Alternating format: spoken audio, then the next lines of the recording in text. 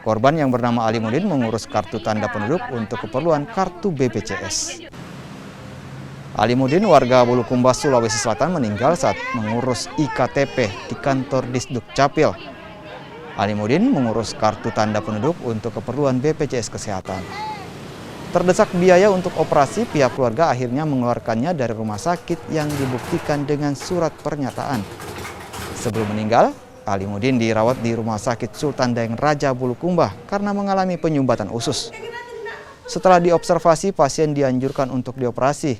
Pihak rumah sakit menyatakan pihak keluarga yang meminta pasien dikeluarkan dari rumah sakit meski dalam kondisi belum stabil. Tanda tangan persetujuan pulang paksa atas permintaan pasien atau keluarga pasien sendiri dengan alasan sudah ditunggu di Dukcapil oleh keluarganya untuk mengurus KTP. Melihat situasi seperti itu, petugas kami memberikan edukasi kepada pasien dan keluarganya bahwasanya hal ini tidak memungkinkan dengan kondisi pasien pada saat ini. Ya. Oh, sempat dilarang sama? Sudah dilarang oleh petugas kami, ya, dan bahkan pernah kita juga menyarankan untuk mengurus surat keterangan tidak mampu dari desa setempat atau desa asalnya.